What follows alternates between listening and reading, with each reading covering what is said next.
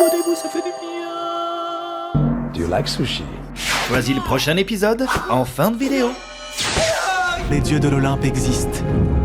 Et il leur arrive de concevoir avec des humains des enfants que l'on appelle les sans-mêlés. Je suis l'un d'entre eux. Je suis Percy Jackson, fils de Poséidon. Toujours trouvé ça très particulier, moi, ces histoires d'enfants de milieu. 4 de ces enfants voulurent gagner le camp des sans-mêlés. Non, parce qu'au fond, tout part d'une espèce de pulsion sexuelle exotique, hein. Ça n'a absolument rien d'épique, hein, au contraire. 4 de ces enfants exilés voulurent gagner le camp des bâtards cachés. Oh, n'exagérons rien, je sais que nous ne sommes pas censés taquiner de l'humain, mais enfin bon. Je suis désolé, mais ils nous cherchent aussi. Hein, tu nages à poil dans l'océan, bon, pas t'étonner qu'il t'arrive des bricoles. D'autant plus qu'ils sont jamais là pour s'occuper d'eux, d'ailleurs. Papa? Poséidon? Enfin, n'allons pas trop vite, hein. Revenons d'abord à nos 4 exilés qui tentent donc de rejoindre le fameux camp des sans-mêlés. Hop, attendez une seconde, là, ça m'intéresse cette histoire. Pourquoi il y a que les dieux grecs qui pourraient en profiter, hein? Non, alors si ça te dérange pas, j'aime autant que tu te contentes d'une anecdote, hein. Bon, vous ne le verrez probablement nulle part, mais la première fois que Thor Freudenthal m'a contacté, le réalisateur du film, il voulait s'assurer qu'aucun rush ne puisse être hacké durant le tournage. Autant vous dire qu'il est bien tombé, le Gugus. Vous voyez peut-être pas qui c'est, mais c'est le sosie allemand d'Antoine Daniel. Bon, t'arrêtes de m'interrompre maintenant. Oui, genre y'a que lui qui peut avoir des anecdotes alors. Je lui ai donc expliqué plusieurs fonctionnalités sécurisantes, comme le chiffrement des données, le double changement d'IP, parce qu'on n'est jamais trop prudent chez NordVPN. Vous saviez qu'à la base, je devais m'appeler Persil, et j'ai bataillé N'importe quoi. ton anecdote, ça va? La chronologie des médias, en passant, hein, qu'il puisse regarder des films qui ne sont pas encore disponibles dans son pays, mais la fonctionnalité qui l'a le plus convaincu et qu'il avait pu tester en avant-première alors qu'elle est disponible aujourd'hui pour tout le monde, c'est la protection anti-menace. Quel fou ce type, franchement. Il sait pas que je suis un demi-dieu en fait, je suis un half-blood god. La protection vous protège contre les malwares, bloque les publicités pop-up ou encore les cookies de suivi, histoire de rester 100% anonyme. Je vais te mettre mon trident à 100% dans le pet. Et la bonne nouvelle, c'est que vous pouvez en profiter gratuitement via l'abonnement disponible en lien en description. Satisfait ou remboursé comme d'habitude pendant les 30 premiers jours. C'était Super NordVPN, à une prochaine anecdote les amis. Ciao. 4 de ces enfants voulurent gagner le camp des sans-mêlés.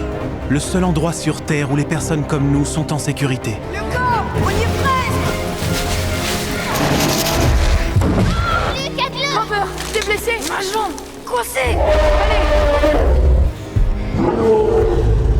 Je m'occupe de... Vous partez en avant. Ah non mais t'emmerdes pas Talia, on est arrivé. Partez, je vous dis, je vais me sacrifier. Ça vous laissera le temps de le sortir de là. Ah mais c'est fait en fait, tout le monde se porte comme un charme, Talia. C'est bon, je te tiens. C'est terminé pour moi. Vas-y, Luc.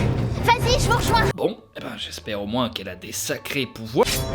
Essayez de m'attraper. Un couteau à beurre alors, d'accord, c'est intéressant ça. Oh, vous êtes dans de beaux draps. Vous allez voir de quoi est fait une demi... Tandis que Thalia agonisait, son père Zeus trouva un autre moyen de la faire vivre. Il la transforma en arbre, parce que c'est trop dommage de gâcher les restes. Mais un arbre avec la fonction par feu tout de même, pour mieux protéger les autres et donner un sens à son sacrifice bancal.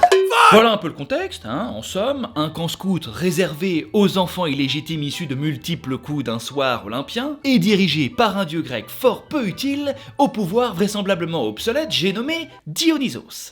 Un Xinomavro 97? Si quand je trempe mes lèvres, je sens que c'est pas minimum de la vodka, les gars, je pète un câble, d'accord? N'attendez rien de lui, même vis-à-vis de Percy, il ne lui est d'aucune utilité, vraiment. Tiens.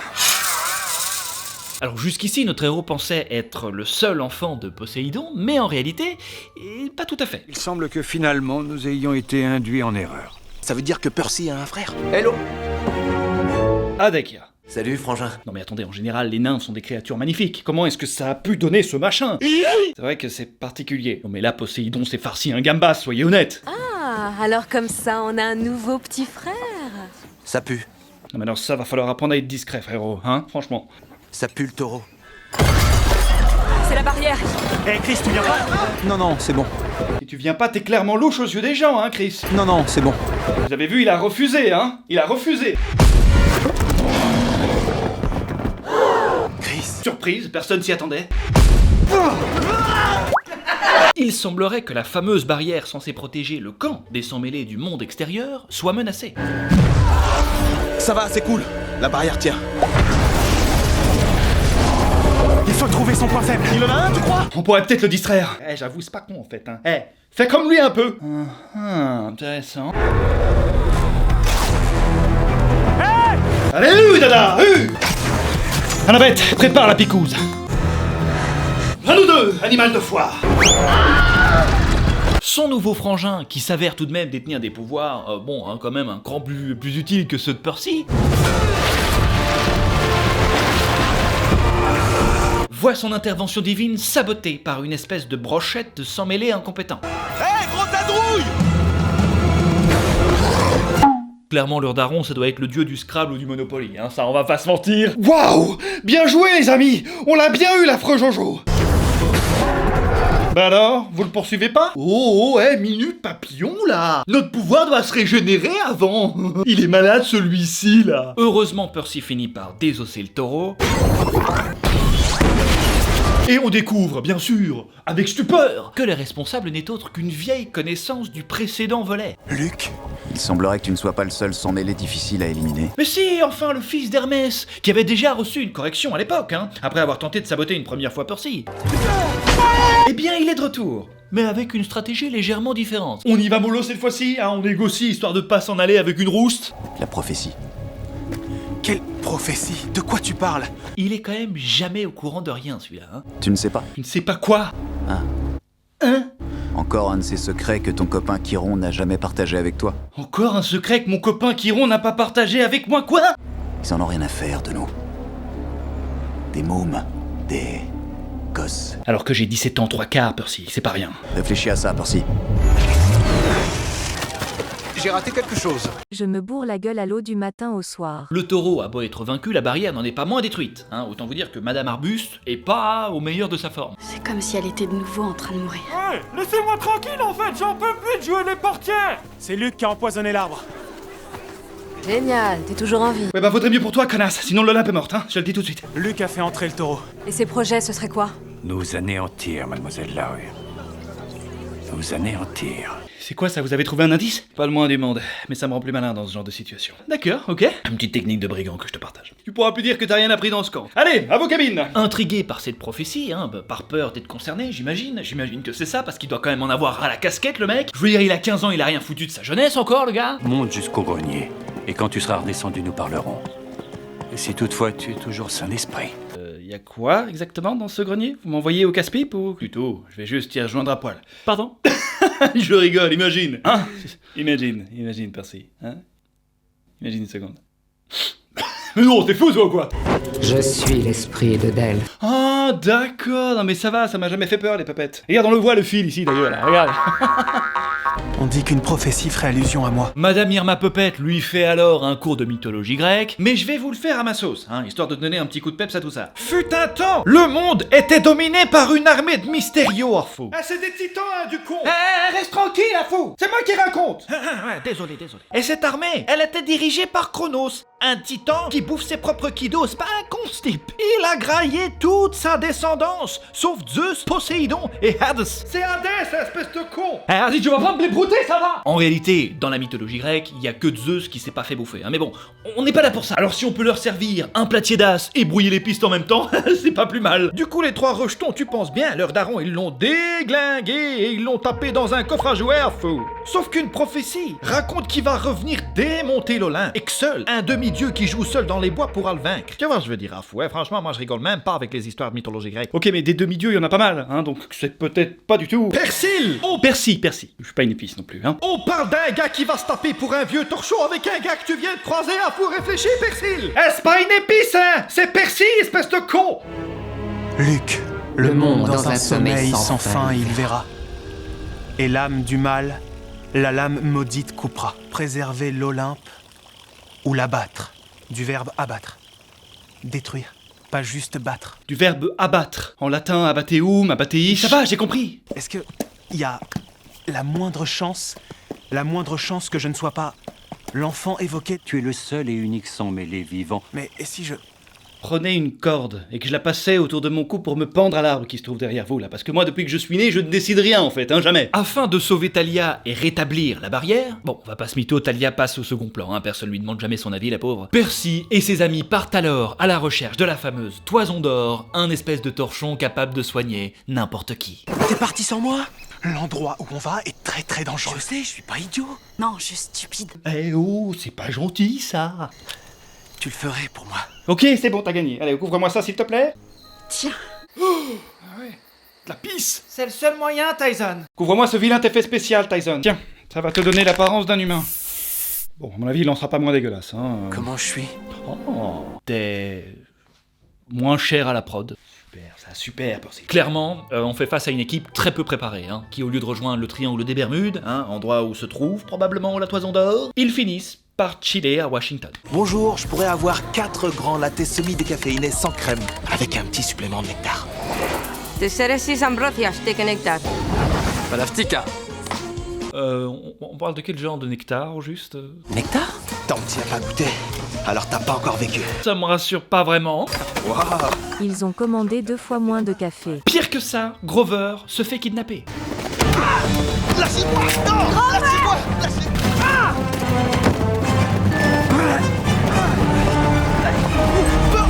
Bon, en même temps, si vous marchiez pas à 2 km les uns des autres, ça ne serait jamais arrivé. Tu peux retrouver Luc? Son père sait sûrement où il est. Tu veux retrouver Luc? Demande à notre meilleur placement de produit. Be unstoppable. Ça va, je vous dérange pas là. Et après que son daron, le dieu Hermès, leur ait donné la position de son fils Luc, croyant dur comme fer à leur réussite. Encore merci. Il y arrivera pas. Si j'y arrive pas, Chronos vient vous démonter le cul en fait, hein, donc je sais pas ce que tu fous avec ton centre de tri, mais réveille-toi mon vieux. Déjeuner! Les voilà en 2-2 devant le yacht de Luc. Le voilà. Qu'est-ce qu'on fait? On plonge ou quoi? Papa va nous aider. On veut sauver le camp des sans-mêlés et libérer un satyre qui s'appelle Grover. C'est bien que t'aies essayé, mon grand, mais... C'est un hippocampe. Mais force est de constater que t'es pas son fils préféré, Percy. Quelquefois, il suffit de demander. Il suffit de demander. J'ai jamais eu droit à ne serait-ce qu'une vaguelette et lui, il a droit à un hippocampe. Papa? Ils rejoignent alors Luc à dos d'hippocampe. Les restes de Chronos, premier des titans, père des dieux de l'Olympe. Oui bon t'es gentil mais Grover a pas l'air d'être là, donc ton reveal tu peux te le foutre où je pense hein. Le canot de sauvetage.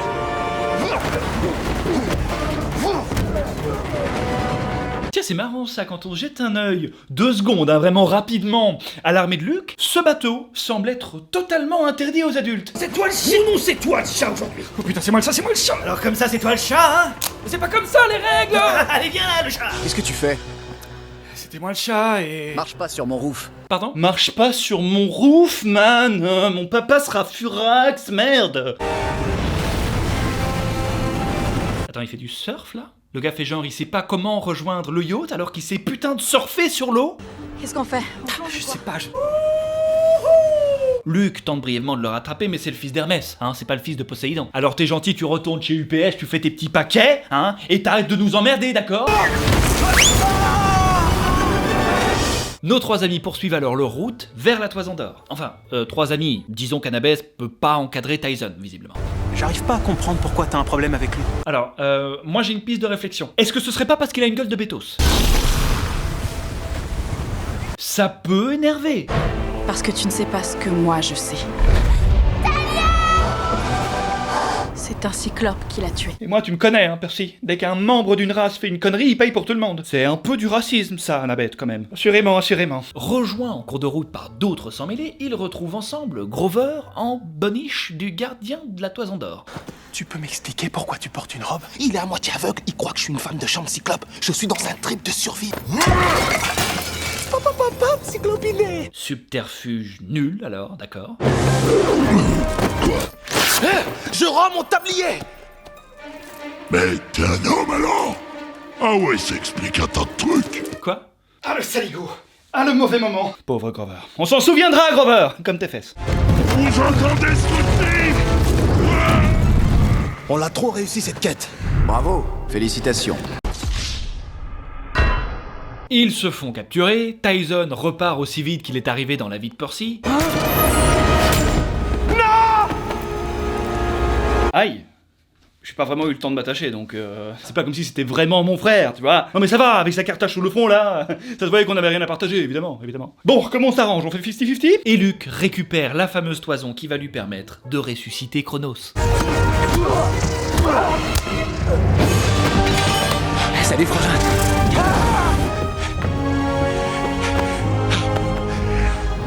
Merci. frangin. Mon frère. L'obus pour Chronos, les gars, hein, donc si vous pouviez vous bécoter après, ça serait plus efficace. Luke connaît un destin aussi décevant que prévisible. Maître! Je t'ai ramené à la vie! Ensemble, on va devenir les maîtres du monde. Wow, eh ben dis donc, quelle poigne. Je savais que je pouvais compter sur toi, Chronos. À l'image de Chronos d'ailleurs, hein, qui a même pas le temps de se dégourdir les jambes, qui se fait déjà déchiqueter par Percy.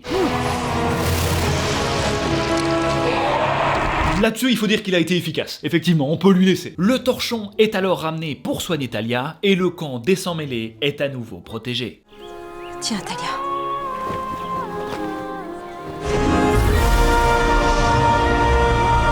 Ah, c'est ni plus ni moins qu'un retour à la case départ, hein, bien sûr. Le camp des Sans-Mêlés n'a pas du tout évolué, Dionysios n'a pas récupéré ses pouvoirs, Percy n'a pas évolué en statut. Qui est l'enfoiré qui m'a mis cette cloque sur la tronche? Ça pue la rage, bon sang! Et voilà les amis, cet épisode est déjà terminé, j'espère qu'il vous a plu. Vous me l'aviez demandé, hein, c'était je crois le numéro 2 des plus demandés les gars. Si ça vous a plu, n'hésitez pas à me le dire en commentaire, évidemment. Punchez le petit pouce bleu des familles, vous connaissez la chanson les gars. On adore le puncher le petit pouce bleu là. Merci évidemment à NordVPN une nouvelle fois, qui est le sponsor de l'année, vous le retrouverez encore quelques fois, je vais pas vous mentir. Histoire de ne jamais rater le lien en description pour profiter de la meilleure offre du YouTube Game évidemment, bien sûr. On se retrouve dans l'onglet communauté pour voter pour le prochain MSF. Le prochain épisode sera peut-être pas un MSF d'ailleurs, hein. Peut-être que l'ambiance sera un petit peu plus tamisée, un petit peu plus horrifique, effectivement, ouais. Ah, il est temps de remettre les couverts avec du lourd, je vous le dis déjà. D'ici là les amis, portez-vous bien et à la prochaine. Ciao. See you next time.